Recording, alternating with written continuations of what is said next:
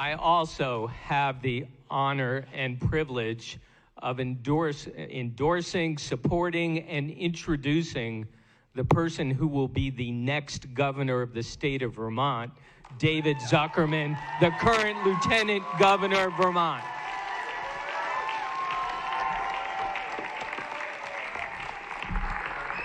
Thanks for the endorsement. Well, I guess I ought to let y'all know I'm endorsing Andrew as well for governor of New Hampshire.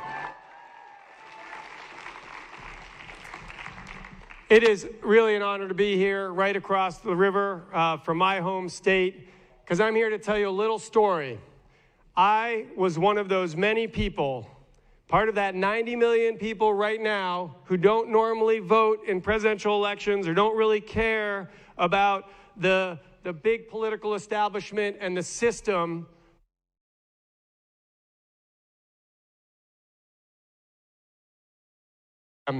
I was active on a lot of social issues, environmental issues, economic justice issues, but I thought the political system was not where the solutions were going to come from.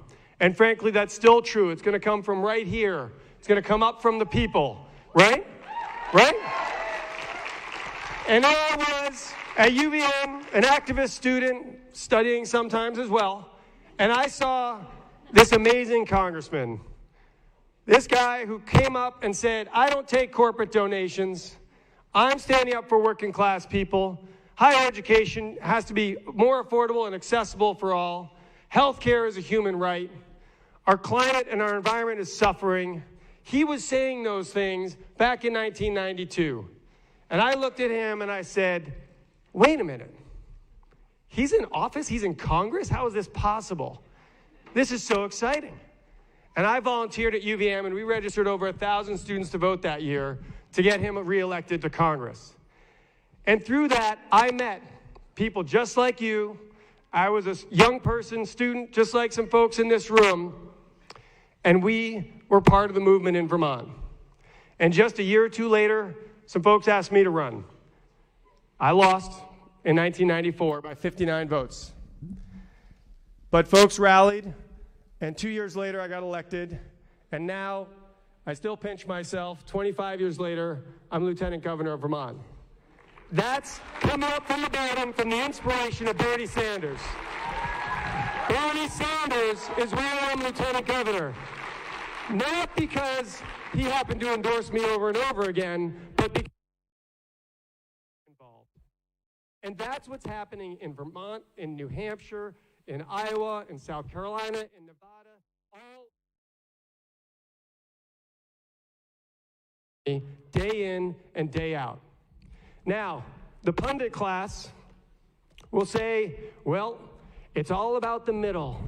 There's these 1 million magical voters. And if we just toggle them this way or that way, that's how we're going to win. They forget that there's 90 million people that have been disenfranchised by this system. And sure, Bernie's going to get some of those middle people, but the way Bernie's going to win is bringing in millions and millions of people. How many people have heard some statistics about young people coming out to vote for Bernie? Have you heard those statistics? Right? How many people have heard statistics about struggling working class people coming on the Bernie team? Have you heard about that? How many people have heard the whole language, Bernie's too angry? Bernie's too angry. Well, guess what?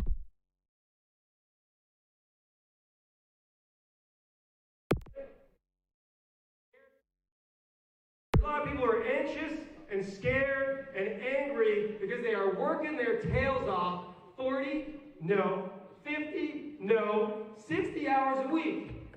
And they are still living paycheck to paycheck, struggling to just keep a roof over their head, feed their children, put fuel in the heat and fuel in their car, and they're nervous that the next week or the next month they may not be able to make ends meet. They're angry.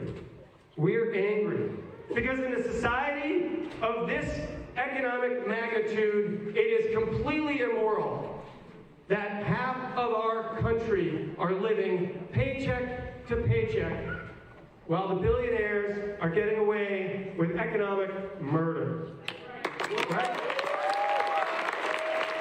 And so we can debate those middle people, those people that are, well enough off that, Bernie's going to go a little too far. I make $300,000, $500,000, $1 million, $2 million a year, and I can't pay $5,000 more in taxes. Or we can be out there saying, this is a movement and a wave and a revolution of our political system that says, everybody in. When we talk about working together and everybody in, some folks say we need to bring the Democratic Party together. Or we need to bring the country together when they're talking about some independent voters and some Republican voters.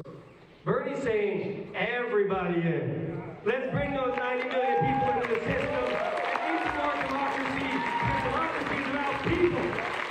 We got to bring people into our democracy, not money in our democracy. That's what Bernie's all about. So I just got a last couple questions for you, and then I'm going to introduce our next speaker. I saw Bernie's speech in New York.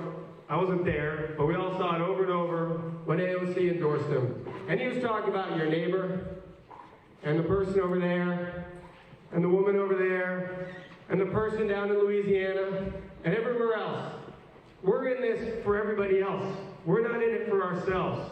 Everybody in this room is here because you care about yourself, your family, your friends, your community, and people that you don't even know.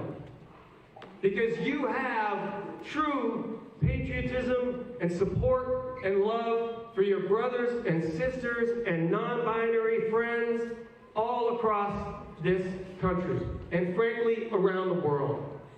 You care about koala bears who are starving in Australia because of the climate crisis burning their woods, as well as all the people in Australia, of course, who are struggling and suffering. That's why we're here, because it's not about us. So, I have a question for you. Over the next 2 days, are you ready to talk to your friends and your neighbors and anybody who you see in the grocery store and at the gas station and make sure that they're going to vote on Tuesday? Are you ready to do that? Are you ready to talk to your family and make sure they're going to vote on Tuesday? Are you ready? Are you ready to talk to your neighbor and get them out to vote on Tuesday? Are you ready? Are you ready to get out there and vote for your community on Tuesday? Are you ready?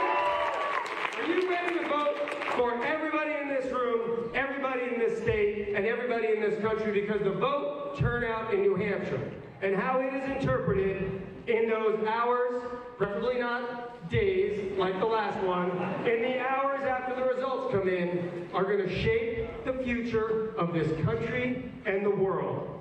This day coming up is the most important day in our history. Because when Bernie wins and the momentum builds, there is no stopping what's possible. And that's what I'm asking you about. Are you going to be a part of that future?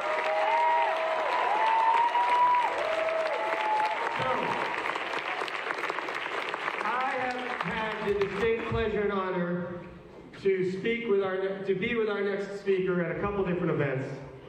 She rocks the house. She is an inspiration for all of us.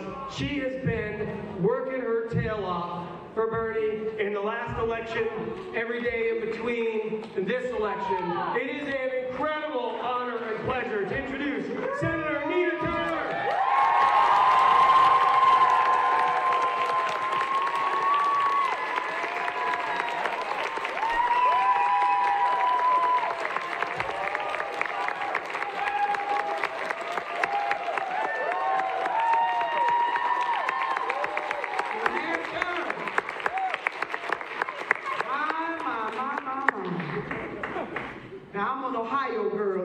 The weather just right for me. I just want to thank you all for coming out in this cold. As I was saying to folks in Keene and where we've been traveling all over this state, that for those of you who've gone out to knock doors, it's one thing to knock doors when the weather is pleasant. It is another thing to knock doors when it's -4 degrees. So thank you, baby. I'm cold. Jackson, our incredible state director, and the entire team, New Hampshire, that just yesterday alone, that volunteers from this state and volunteers from other states who came in to give folks from New Hampshire a helping hand, that yesterday you guys knocked on 150,000 doors. Come on. That's 4 doors. That's a door every 4 seconds. That is a beautiful thing. So I'm feeling you. Now I gotta let you in on something. It's all on you. Just in case you didn't know. The eyes of the world are looking at you. Not too heavy though. Just all on you. And speaking about something being all on you, only all that we love is on the line.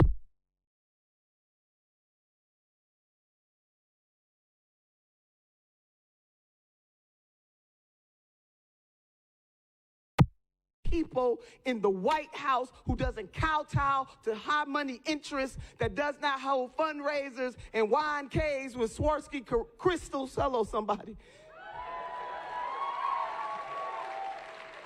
Somebody who doesn't make excuses about how they should raise money.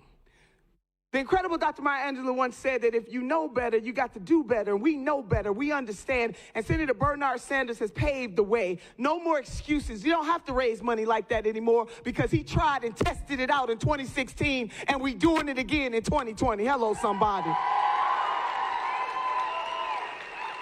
See, his only special interest are people like you in this room and people just like you all over this country. He only has the answer to you. Now, I just want to take you down memory lane, if I just for a minute. In 1930s, President FDR stood up against the special money interests and the elites of his day, and they hated him. And he said in a speech that I welcome your hatred. And we fast forward to 2020, and we have Senator Bernard Sanders pushing an agenda that is similar. So if I can just, in 1944, FDR called for an economic bill of rights. You students of history might remember this. And what was encapsulated in that 1944 Bill of Rights? The right to a job, a right to a living wage, a right to affordable housing, a right to quality education, a right to secure retirement, a right to decent health care. Hello, somebody. A right. He said what people are entitled to. Not what they might, should, or could have had, but what you are entitled to. That was FDR in 1944. Fast forward. And Senator Bernie Sanders, the same thing, economic bill of rights for the 21st century. And we added some things to that. Bail reform, hello somebody. Legalizing marijuana, hello somebody. Reforming a legal justice system that somehow sees black men, hello somebody, who get gunned down in their homes. Black women. Somehow it's more criminal than somebody else. We've added to that economic bill of rights because the senator understands that the biggest existential threat to this nation and the world is climate chaos. Hello, somebody. Are we adding to it? Humane and just immigration reform, we adding to it. And then, if I might, the Reverend Dr. Martin Luther King Jr. And we just celebrated his birthday. Sisters and brothers in New Hampshire, y'all all know we in Black History Month. Hello, somebody. Can a sister get some love for that? Now, Black history is 365. It is America's history. It is bigger than MLK Day. It is bigger than the month of February. But the reason why I'm pulling out the Reverend Dr. Martin Luther King Jr. is because he was a democratic socialist. And he critiqued this nation and its greed. And before he was gunned down, he formed the Poor People's Movement, of which Reverend William Barber of North Carolina is carrying that on. But it was a movement of white people, black people, brown people, gay people, straight people, religious people, non-religious people. And what they had in common was that they were poor and fighting against the system that was rigged against them. In the 21st century, in the year of 2020, we find ourselves right back there. So what does that mean, Sister Turner? I'm glad that you asked. It means that in Senator Sanders, we have, to quote the great Dr. Cornel West, a long-distance runner for justice. We have somebody that is willing to carry on the legacy of the Reverend Dr. Martin Luther King Jr. and all of his contemporaries. Let me shout out Fannie Lou Hamer. Let me shout out Ella Baker. Hello, somebody. Let me shout out Barbara Jordan. Let me shout out Shirley Chisholm. Come on, somebody. That's what this movement is about.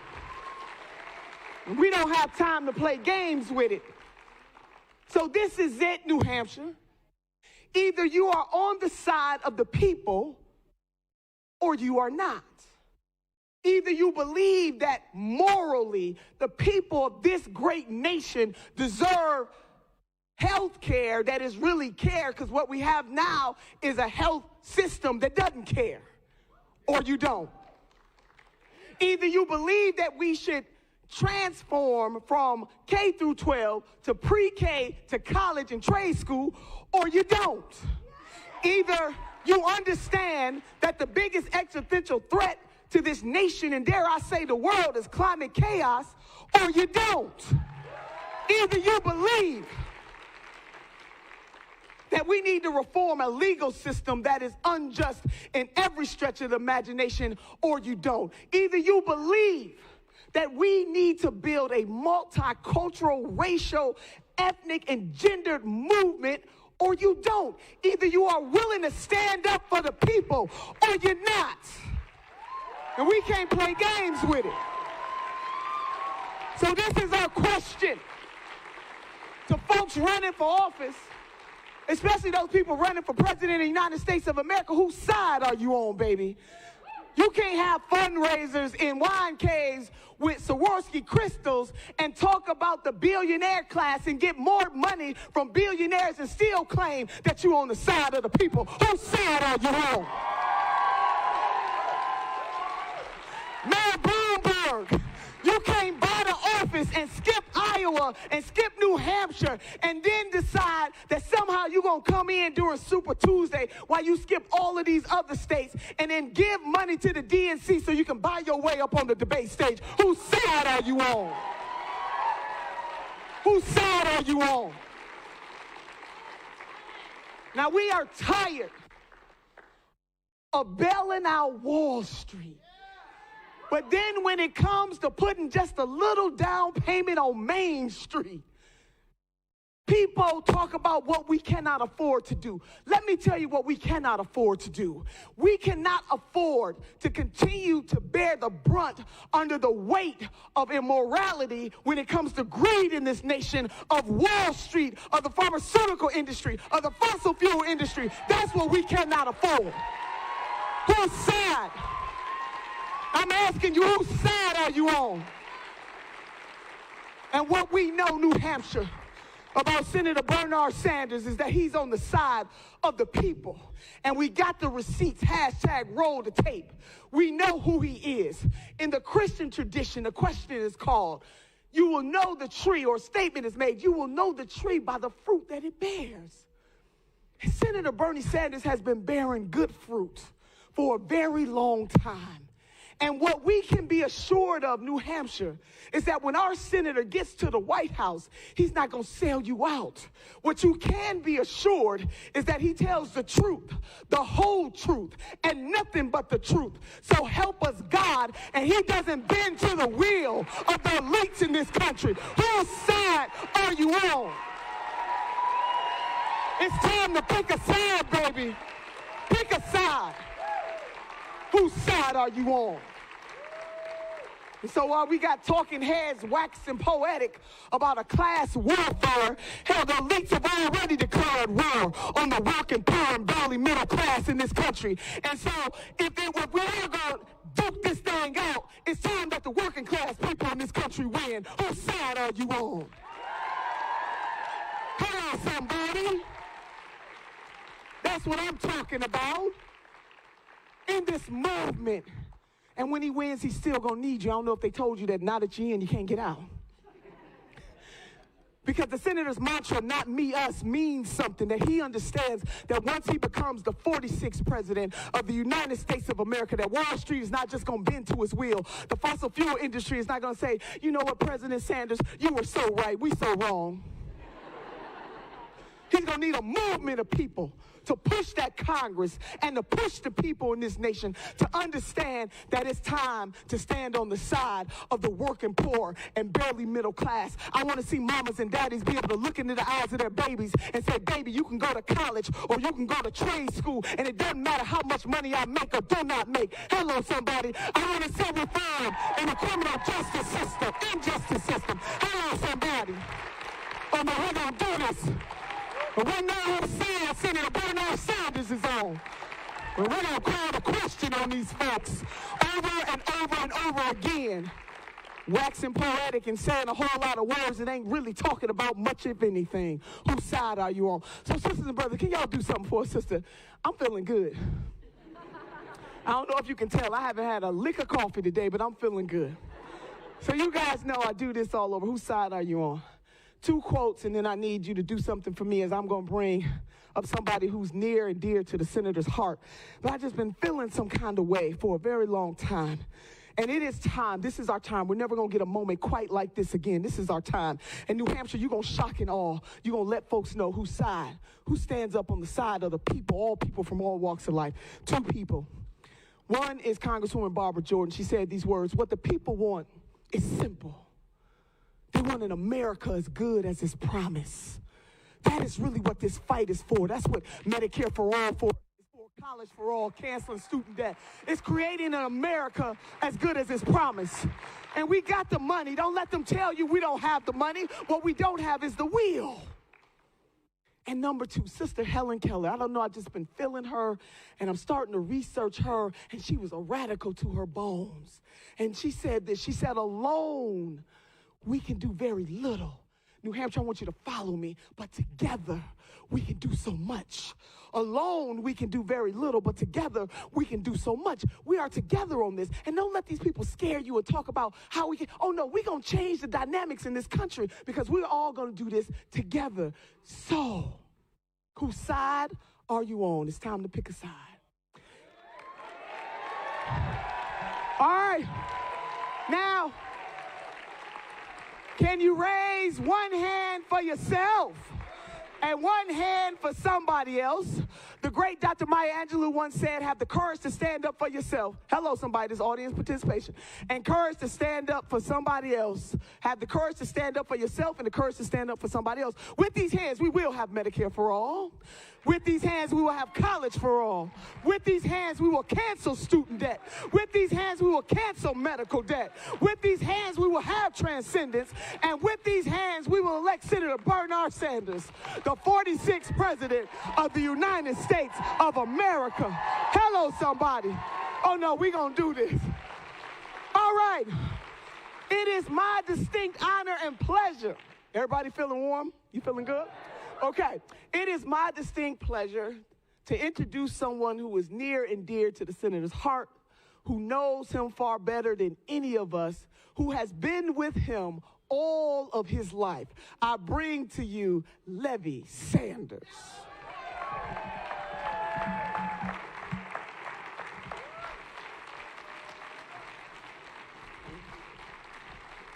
Wow, thank you guys so much.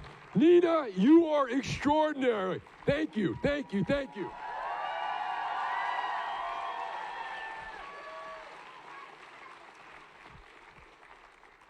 Today is our time. It is for now. We have an ability to have a Medicare for all, single-payer health care system that guarantees health care to every man, woman, and child without out-of-pocket expenses. It is our time to have tuition-free public colleges and universities with no college or university debt. It is our time right now to have paid equity for women. Women right now, on average, get 79 cents to the dollar. They deserve the whole dollar.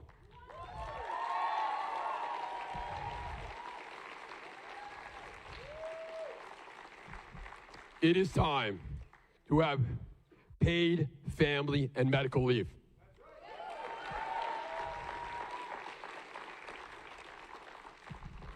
We need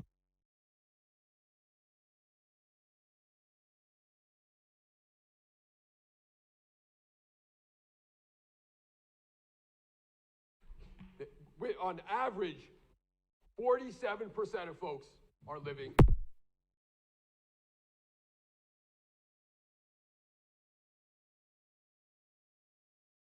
Disproportionately.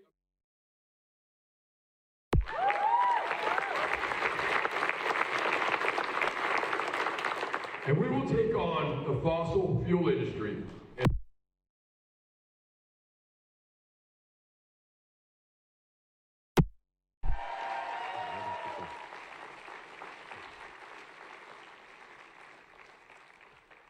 There are so many other issues that we need to take on. And with your help, we will achieve this. But now, give a warm welcome to the next President of the United States, Bernard Sanders.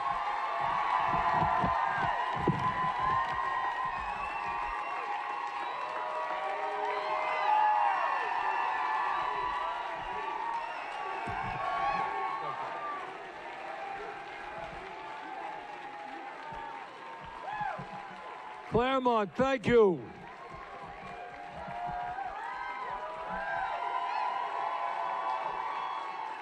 Thank you, Claremont. You met my son. Let me introduce you to my wife, the next First Lady of the United States. To my daughter, Karina. To my grandson, Cole. And my granddaughter, Tessie. Thank you.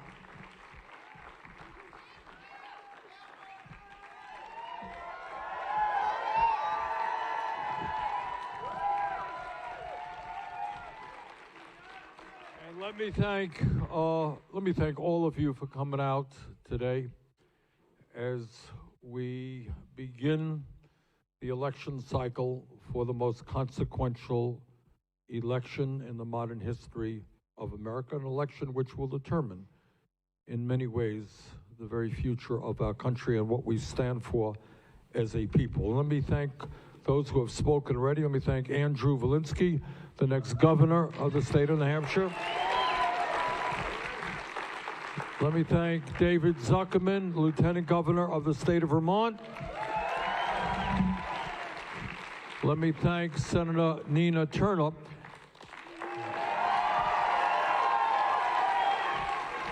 See, one of the banes of my existence is I always follow Nina all over the country, and after I speak, people shrug their shoulders. Oh, boring, you know. But Senator Turner has not only been a great force on our campaign, she's been running all over the country, doing the most important work that can be done, and that is involving people in the political process. So, Senator Turner, thank you very much, and let me thank my son Levy for his fine remarks, which means I don't have to say anything because he caught my whole speech. So, and Adrian too. Where's Adrian? All right, thank you, Adrian. You're right. Let me start off by telling you our campaign is off to a very strong start, as I think most of you know. In Iowa, we won the popular vote by 6,000 votes.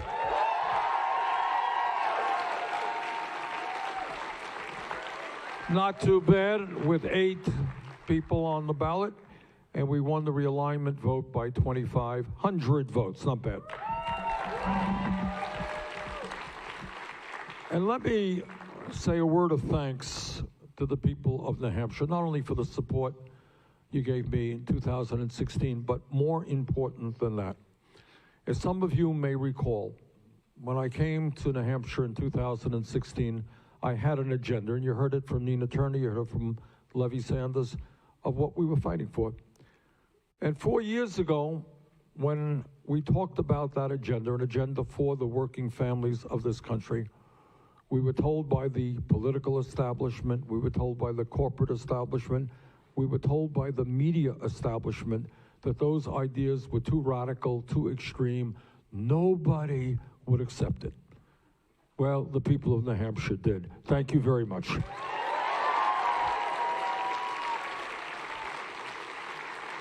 And what that meant, you see, is we live in a strange world where you have big money interests defining for us what is legitimate, what is practical, what is real, what we can accomplish. And I think of the great Nelson Mandela, one of the great heroes of my lifetime, who said, everything is impossible until it happens. Everything is impossible until it happens. Well, New Hampshire, you helped make it happen. As a result of your vote here, 21 other states also voted for our agenda, and that agenda is unfolding all over the country. So when I came here and I talked about a $15 an hour minimum wage, people said, oh my God, you want to double the federal minimum? Can't be done. It's completely crazy. 7 states have passed $15 an hour minimum wage.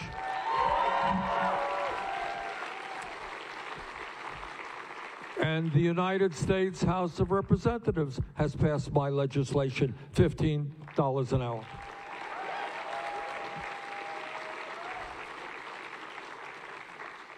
So and it goes on down the line. The issue that we face is not only opposition from the corporate world, from the political establishment, from the corporate media.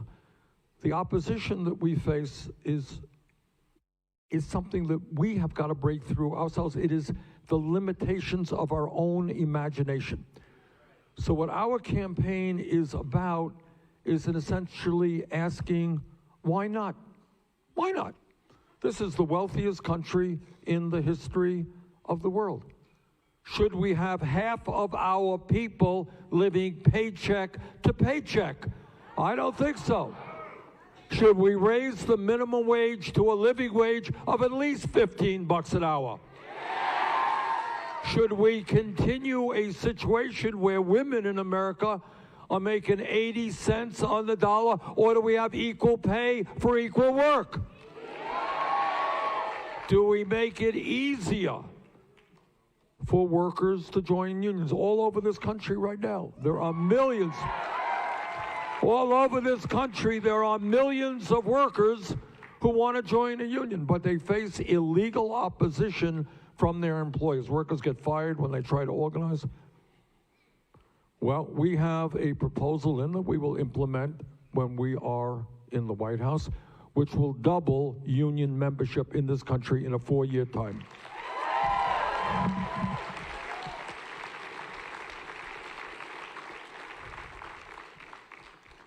When we talk about the needs of working families, we have got to talk about education. And again, I ask you to take a step back, think outside of the box. You're living in the richest country in the history of the world. Every psychologist in the world will tell you that 0 through 4 are the most important years of human development emotionally and intellectually, all right? Everybody knows that. So if you love your country, which we do, if you love the children, which we do, why is it that we have a dysfunctional child care system in which working families cannot find quality, affordable child care? There's no reason for that. It is simply a question of priorities, where the people who run our government think it is more important to give tax breaks to billionaires than have universal, quality, affordable child care. We are going to change the priorities of this country. We're going to protect the children and the working families.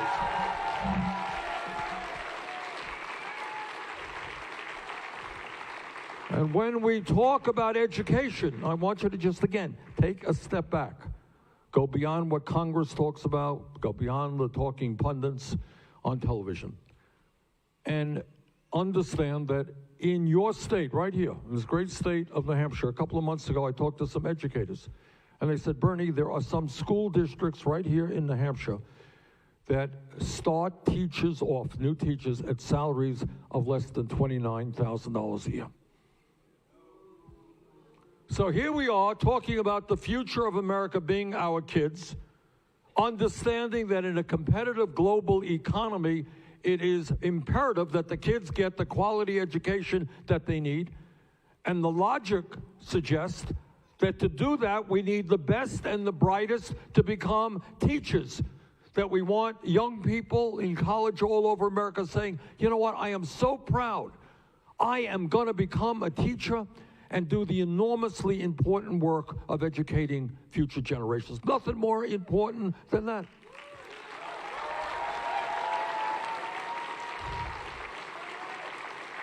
So in a country where we can give baseball players hundreds of millions of dollars in their contracts, you know what we can do? We can pay teachers in America at least $60,000 a year.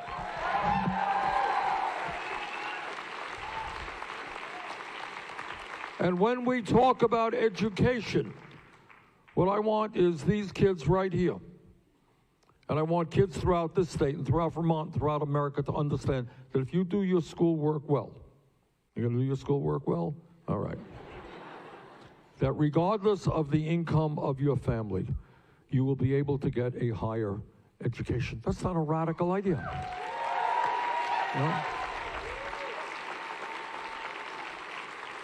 You know, 100 years ago or so, very brave and courageous working class people said, you know what? We don't want our kids to be working in the factories or working on the farms. We want our kids to go to school. We want our kids to get a free public education. And they fought for that and they achieved it. So we have free public education from K through 12. That's good. The world has changed, all right? Technology has changed. The global economy has changed. And for these kids to make it into the middle class, in most cases, they're going to need a higher education.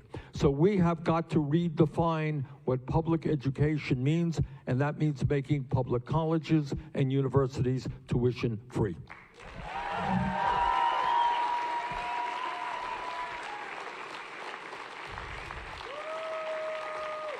Anybody here think that this is a radical idea? No. It is not. And in fact, amazingly enough, it not only exists in countries all over the world, used to exist 50 years ago in this country. We had the great public universities, University of the City of New York, University of California, virtually tuition free. If we could do it 50 years ago, if they could do it all over the world, we could do it here in the United States. And I'll tell you something else that we're going to do. How many folks here are dealing with student debt? Please raise your hand.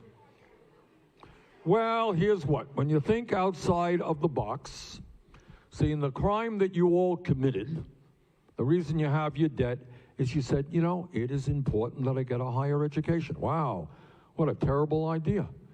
And you're being punished for that for decades. Meanwhile, 11 years ago, the crooks on Wall Street, whose illegal behavior nearly destroyed this economy, hey, they got a huge bailout, no problem. All right, they are the leaders. Okay, 2 years ago, Trump and his friends gave $1 trillion in tax breaks to the top 1% and large corporations so that Amazon last year made $11 billion in profits, owned by the wealthiest guy in America. You know how much taxes they paid last year? 0. So it just occurs to me that we could bail out crooks on Wall Street if we can give the richest guy in the world his company not paying a nickel in federal taxes. We can cancel all student debt in America.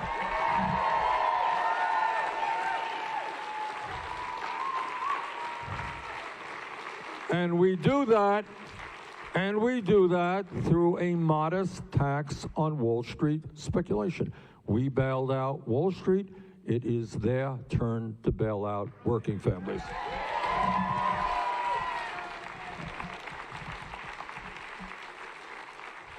Now, I want you to, again, step outside of the box, forget what the media talks about, forget what Congress talks about. and ask yourself a very simple question. Every human being needs health care. That's a fact. We all need health care. So I want you to think, again, think. How does it happen that we are the only major country on earth? We are the richest country on earth, but we're the only major country that doesn't guarantee health care to all people as a human right. How does it happen? How does it happen that we end up spending twice as much per person on health care as the people of Canada and most European countries? How does it happen that despite spending twice as much, $11,000 for every man, woman, and child, we find that 87 million Americans are uninsured or underinsured? 30,000 people die each year, 30,000 because they don't get to a doctor on time because they don't have health insurance. We pay by far the highest prices in the world for prescription drugs, and 500,000 Americans go bankrupt because of medically related debt, i.e., they came down and are fighting with cancer or heart disease or Alzheimer's. It is not a radical idea to say that in America, if you have cancer or heart disease, you should not go bankrupt.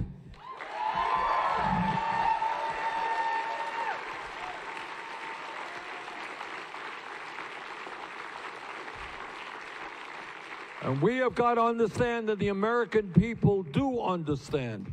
Healthcare is a human right, not a privilege. It doesn't matter if you are rich or middle class or poor. When you get sick, you should be able to go to the doctor and not worry about the cost. If, God forbid, you have a serious illness and you go to the hospital, you should be able to leave the hospital without some huge debt hanging over you for the rest of your life.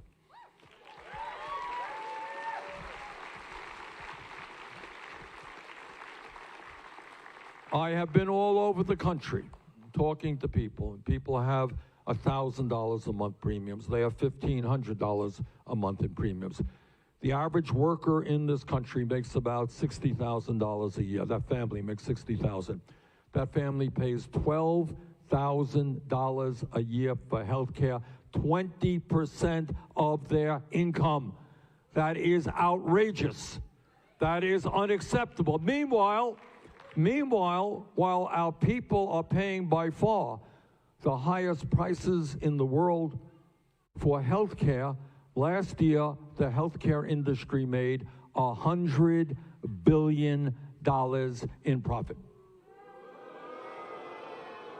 So I say to the healthcare industry that the function of healthcare in a rational and humane system is to guarantee health care to all, not to make the drug companies and the insurance companies filthy rich.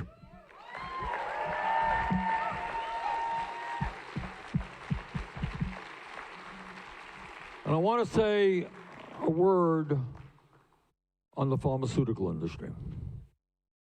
You know, there's always a debate in my office of which particular entity is the most corrupt and greedy, whether it is Wall Street or the pharmaceutical industry. Not quite sure, but I tend to think that the pharmaceutical industry is even worse than Wall Street, and I'll tell you why. It is not just that they charge us, in some cases, 10 times more for the same exact medicine sold in Canada. A couple of months ago, well, more than that, about a half a year ago, I took a trip from Detroit to Windsor, Ontario, with a number of diabetics. Anybody here dealing with diabetes? No, okay. And we went to Canada to buy the same exact product sold in the United States, insulin, same company. Who wants to tell me what the differential in price between insulin in Canada and insulin in the United States? Anybody know it? Yeah, 10 times, that's right. So we went there with people, working class people, and we were able to buy insulin for 1/10 of the price Same product, same company as in the United States. Now, why is that? Because in this country, the drug companies own the United States Congress.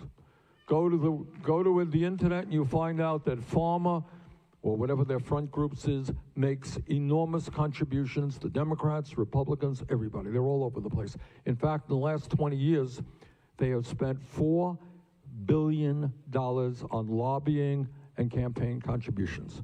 They have the leaders of the Republican Party, former leaders of the Republican Party, former leaders of the Democratic Party, you name it. They have bought the entire Congress. And their purchase, when you buy the Congress, the result is you can raise your prices to any level you want. So you've been taking a medicine for 20 years, you walk into the pharmacy tomorrow, and you say, I want to fill my prescription, and the guy says, well, I'm sorry, it's now double what you paid yesterday. Perfectly legal, they can do it. There are no laws to prevent them from charging any price they can get away with. And not only that, I'll tell you something else, and I say this more than aware of the terrible, terrible suffering that New Hampshire has experienced because of the opioid epidemic. We have had a serious problem in Vermont. You have had a much worse problem. And this is how bad the situation is. When the opioid manufacturers, companies like Purdue and Johnson & Johnson, learned and knew definitively that the product that they were selling was addictive and was killing people, you know what they did? They hired more salesmen. Well, and thousands and thousands and thousands of people all over this country died. They are now being sued, as many of you know, by attorneys general all over the country for many, many billions of dollars.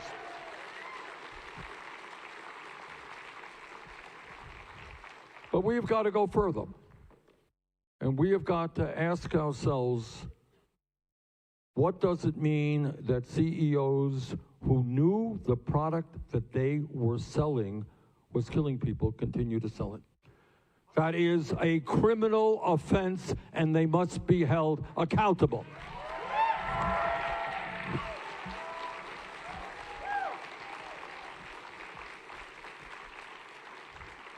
Now, the insurance companies may not like it, and the drug companies may not like it.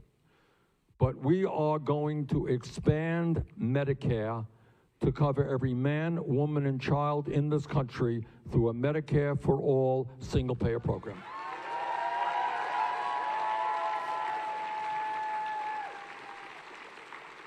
And that means that all Americans will be able to go to any doctor they want, be able to go to any hospital that they want.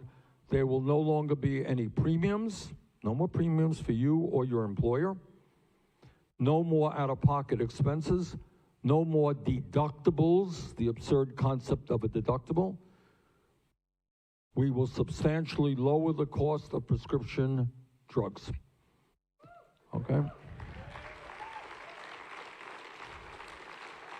And we will end the absurdity of Americans paying double what the people of any other country pay for health care. And when you pass a Medicare for all, I want you to just think for a moment, because we don't talk about this, you don't hear this on TV. What does it mean? What does it mean to the stress level in America when you know if you or your family are sick, somebody goes to the doctor, that's it. You don't have to worry about whether you can pay it or not. And I'll tell you something else. There are millions of people in America are now staying at jobs they do not like. You know why they're staying at those jobs? Because they have decent coverage. Now think about what it means when everybody in this room and everybody in America has the opportunity to do whatever they want. You go to the job you want. Maybe you want to start a small business. Whatever you may want to do.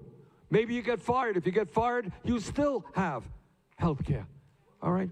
Health care is there for you.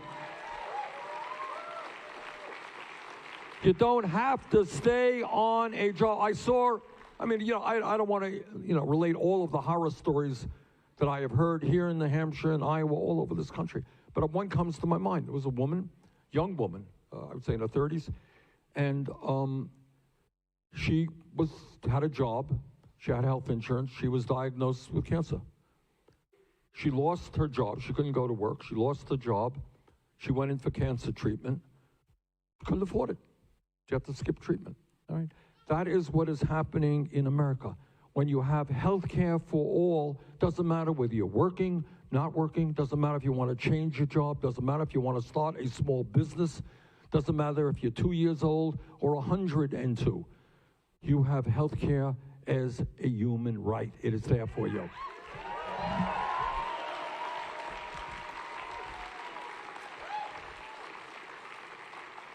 Medicare today is a strong program. It is a popular program. We are going to make it better as we expand it. What does that mean?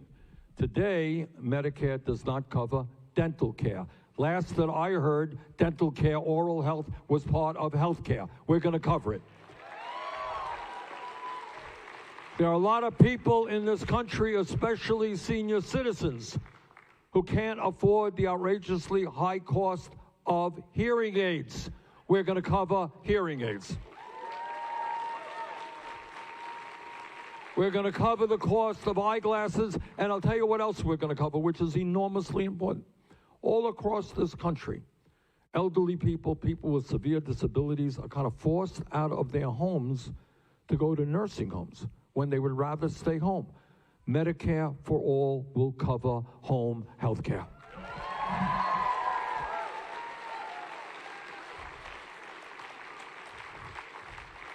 And we pay for this in a number of ways, but one way we do it is we're going to stop the profiteering of the healthcare industry. We're going to stop $500 billion in administrative waste because the system is now trying to administer thousands of different health insurance plans. And that costs a fortune. Hundreds and hundreds of billions of dollars wasted just on administration. And I'm sure your family, as well as my family, has been on the phone time and again with the insurance companies arguing about whether you're covered or you're not covered, right? All right, we are paying for it. You're paying for the guy at the other end of the phone to tell you that you're not covered when you thought you paid for it. All right, that's all gone. What we do is put money into doctors and nurses and healthcare professionals, not into bureaucrats telling us.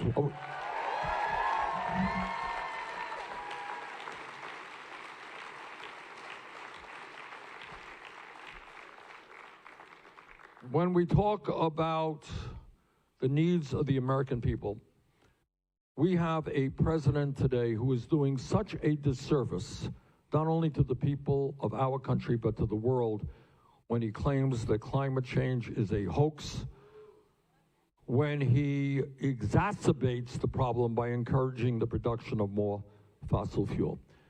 So let me tell Trump what he should have learned a long time ago.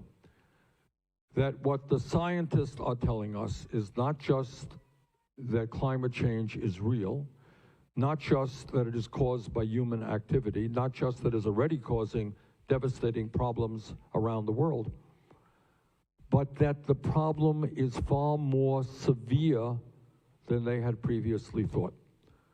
That the polar ice caps are melting at a faster rate, that the oceans are warming, that the level of drought that we are seeing is more severe than had been anticipated.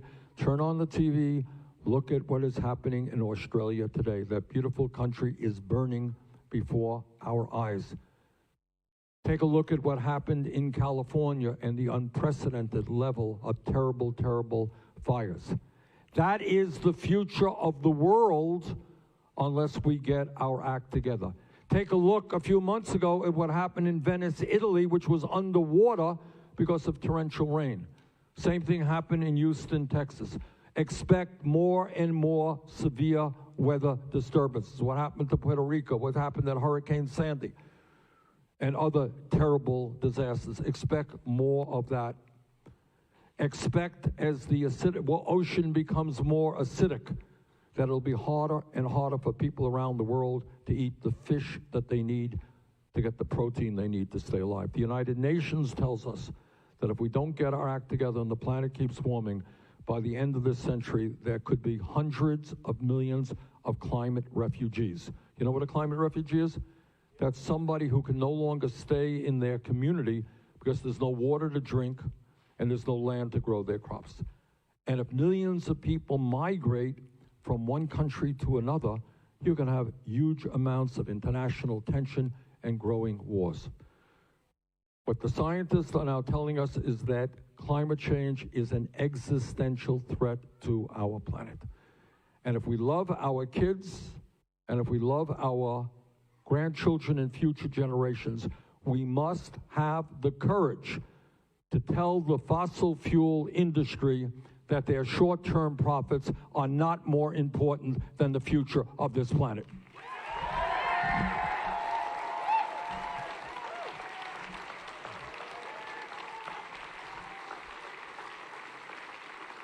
And that is why I am proud to tell you, that we have introduced the most comprehensive climate change proposal based on the principles of the Green New Deal that has ever been introduced by any candidate for federal office.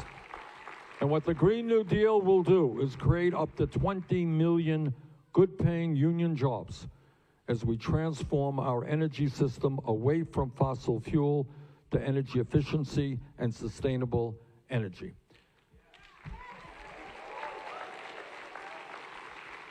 And when we talk about the needs of working families, let me say a word about the needs of our veterans. I am the former chair of the U.S. Senate Committee on Veterans Affairs, and I am proud to have introduced the most sweeping pro-veterans legislation in the modern history of this country. And I'm proud, and I'm very proud that we have received the highest awards. I've received the highest awards from the American Legion and the VFW, because when people put their lives on the line to defend this country, they deserve, without any question, the highest quality health care we can provide to anybody, and to get the benefits that they deserve in a timely manner. That's what our administration will do. And I'm proud to have worked with your New Hampshire senators in making sure that the VA hospital in White River is one of the best in the country.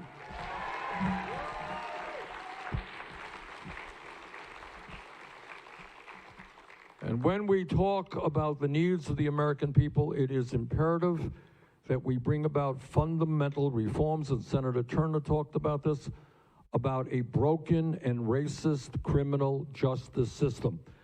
I don't want to be the president of a country that has more people in jail, disproportionately African American, Latino, Native American, than any other country on earth. We have got to invest in our young people, in jobs and education, not more jails and incarceration.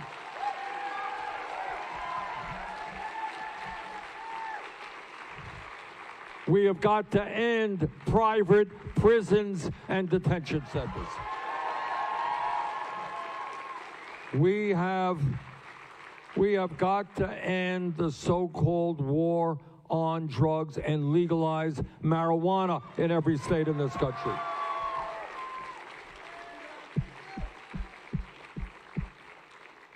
And when we talk about systems that are broken, instead of demonizing, attacking the undocumented in this country, we need this country to move toward comprehensive immigration reform and a path towards citizenship.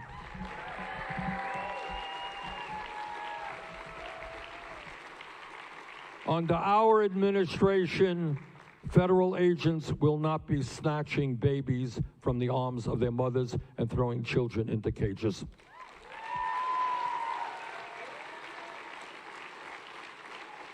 And on day one, we will reestablish the legal status for the 1.8 million young people eligible for the DACA program.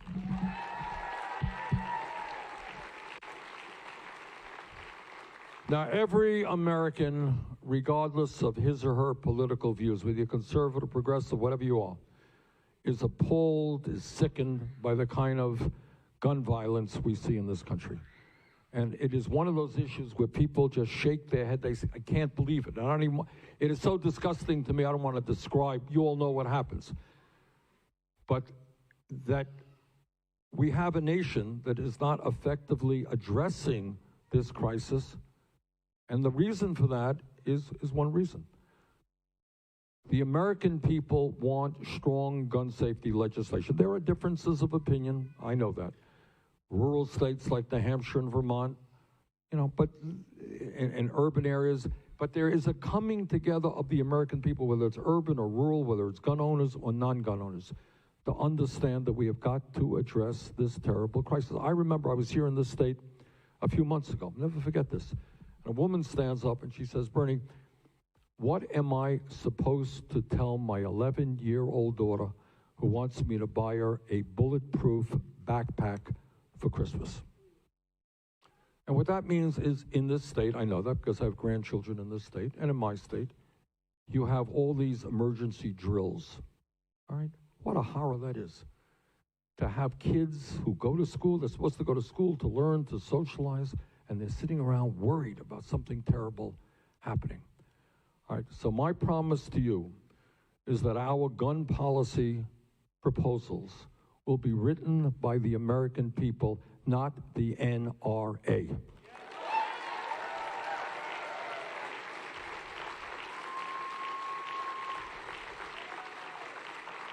And, while there are differences of opinion, how do we go forward? There are differences of opinion, but there is a broad consensus out there of the following. People understand that we need universal background checks. You have a violent past, you were involved in domestic violence, well, you know what? Sorry, you're not going to get a gun. All right? We are going to end the so-called gun show loophole and the straw man provision, which allows people to legally buy guns and then sell them to criminal elements. And there's something else that's gone on in recent years. This is something kind of new, although I've supported it for decades, is after seeing some of these terrible, terrible shootings, the American people have concluded that we must eliminate the sale and distribution of assault weapons in this country.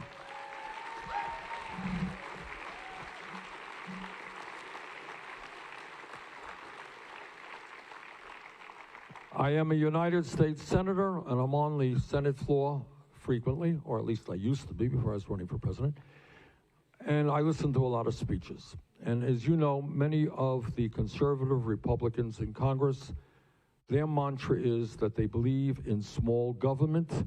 They believe in getting the government off the backs of the American people, which means they want to deregulate everything. So if a corporation wants to throw garbage and toxic waste into a river, hey, that's fine. That's the freedom of that corporation.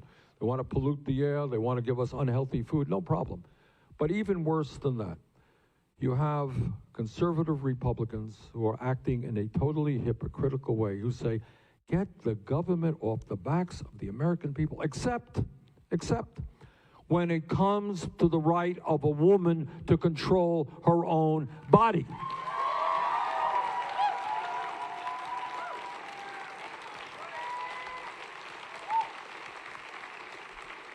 So I say to these hypocrites, if you want to get the government out of the lives of the American people, understand that it is women, not politicians, who should be able to control their own bodies.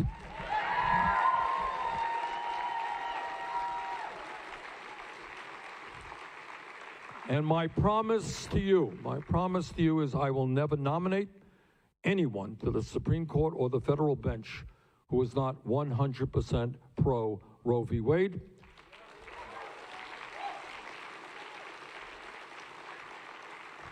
We will codify, make into law Roe v. Wade, so it's not just a Supreme Court decision. And we will expand funding significantly for Planned Parenthood.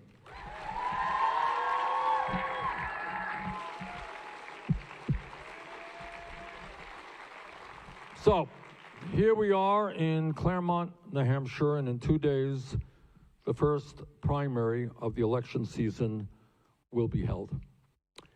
And this primary is of enormous importance, not only unto itself, but the tone that it sets for the rest of the country. What happens in New Hampshire, in truth, is very, very important. So I am here to ask for your support in helping me win here in New Hampshire. We won in Iowa. I think if we win here in New Hampshire, we've got a great chance to win in Nevada, South Carolina, and in California. We got a path to the Democratic nomination.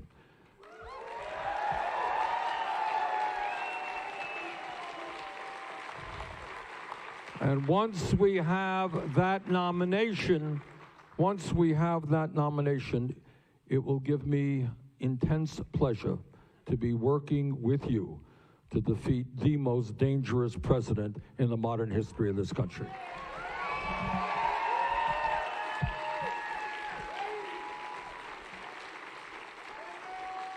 So my request to all of you this evening is please come out to vote on Tuesday.